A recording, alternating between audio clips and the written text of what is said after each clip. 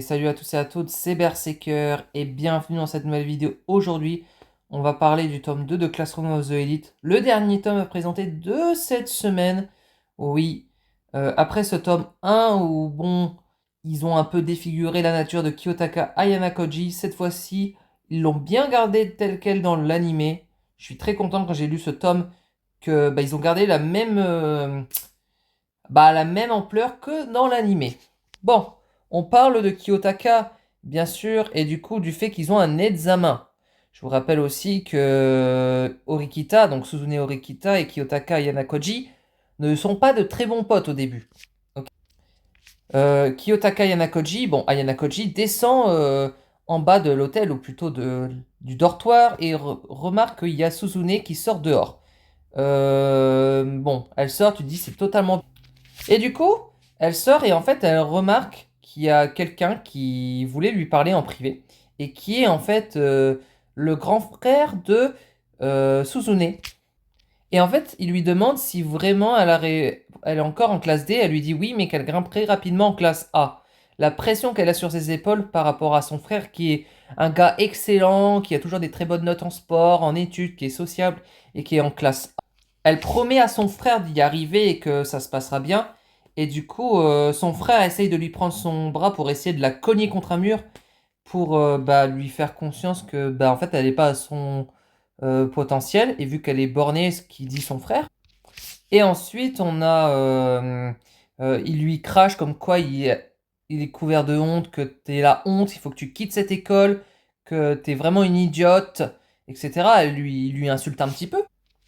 Et on a Kiyotaka qui vient s'imposer et qui lui dit mais on est sur du bitum, t'as conscience là, Yanakoji, il s'interpose pour pas que Horikita soit blessé.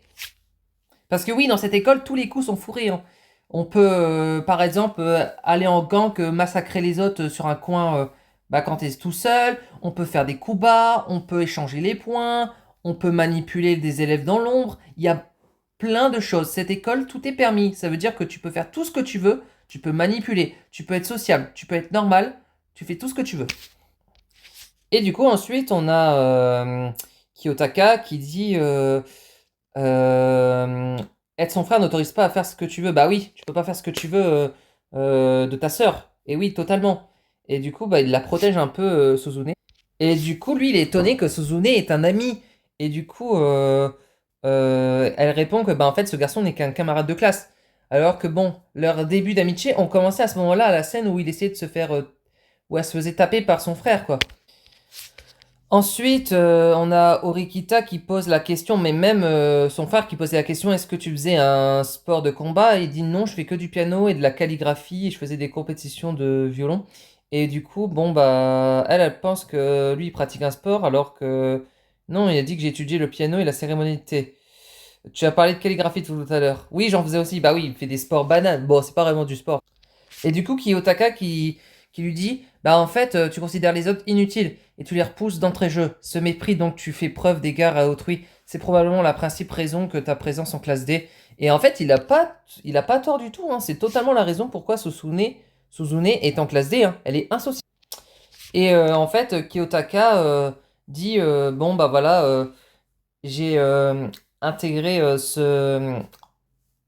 non, elle dit, j'ai intégré ce lycée pour trouver une réponse à ces questions, Suzune à Kiyotaka, et on se pose quelques questions, qu'on saura peut-être à la fin du manga, possible.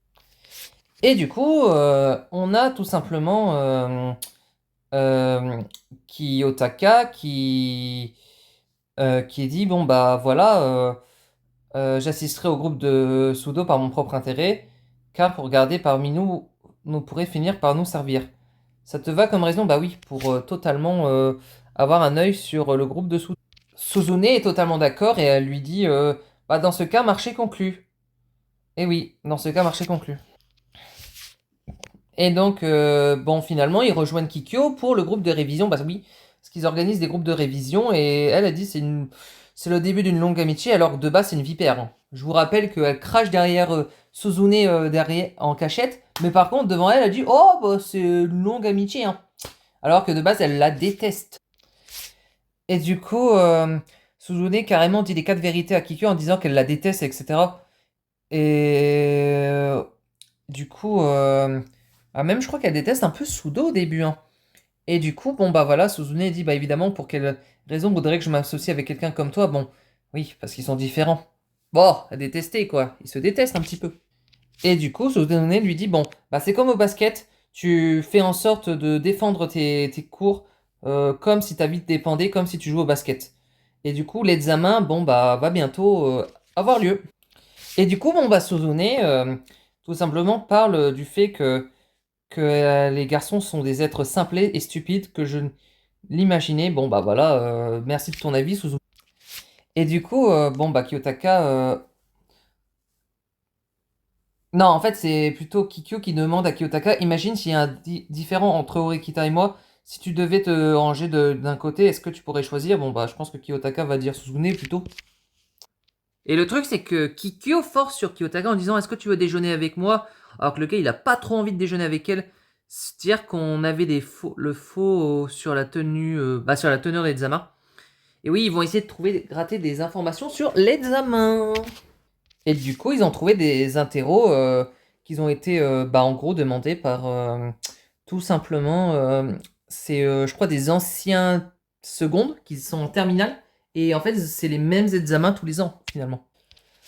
Et oui, du coup, vu que on va tout simplement, les examens se passent bien. Et en fait, elle est vraiment choquée de voir que bah, les résultats sont mieux que ce qu'elle imaginait. Sauf qu'il y a un petit couac. Ken a 39. Et du coup, il manque un point. Et du coup, il va se faire virer vu que la moyenne de la classe est à 40.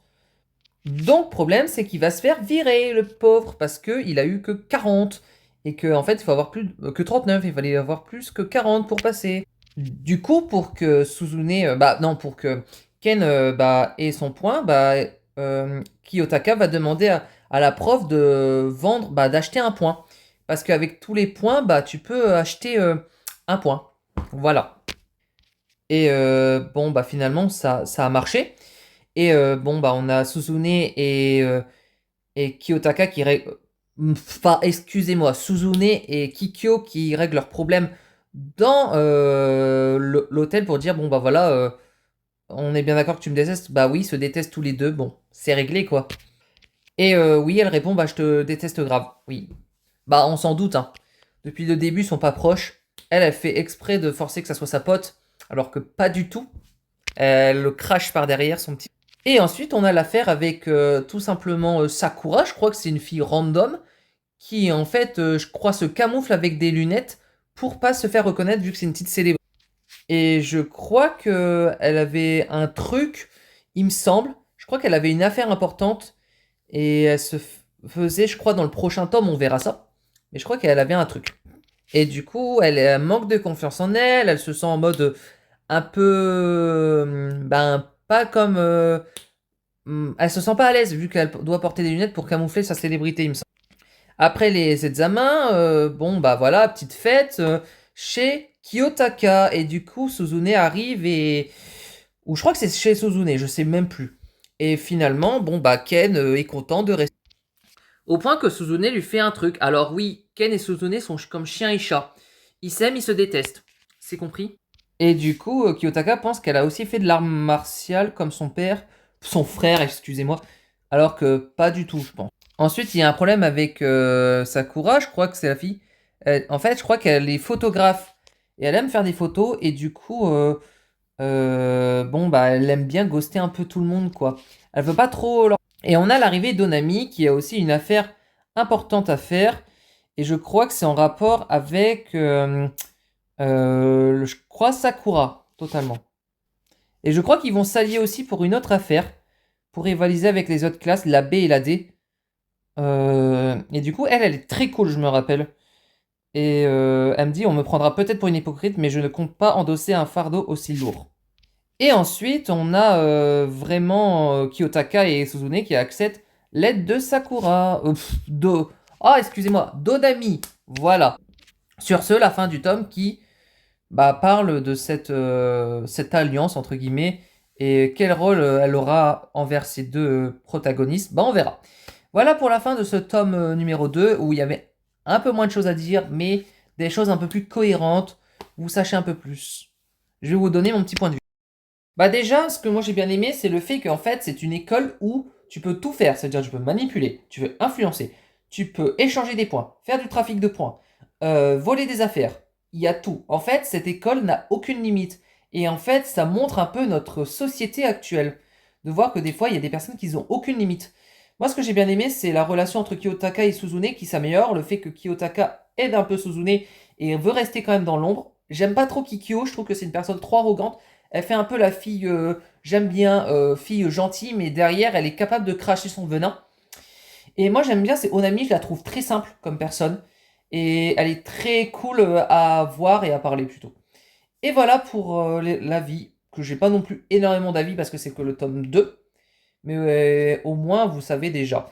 Bon, après, l'avantage, ce que j'ai bien aimé, c'est le fait qu'ils ont rectifié le tir avec le fait qu'ils ont remis Kiyotaka en personnalité un peu froid.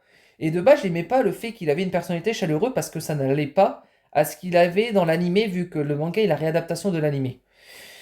Après, ce que je voudrais faire aussi, avec ce manga qui est Classroom of the Elite, parce que oui, le tome 3, je crois qu'il est déjà sorti, il faudra que j'aille le chercher. Bah en fait, j'aimerais bien, c'est faire des reviews des épisodes. Ça veut dire que le temps qu'on ait les tomes, vu qu'il n'y a aucune date de sortie, bah je serai un peu embêté et j'aimerais bien vous parler de cette œuvre. Et du coup, je pense qu'en faisant des captures d'écran des épisodes et en vous expliquant point par point les petites choses dans ce manga, ou dans cet animé plutôt, ça sera plus simple, peut-être. Je vais y réfléchir. Je vous dis bye tout le monde, commentez, likez, abonnez-vous.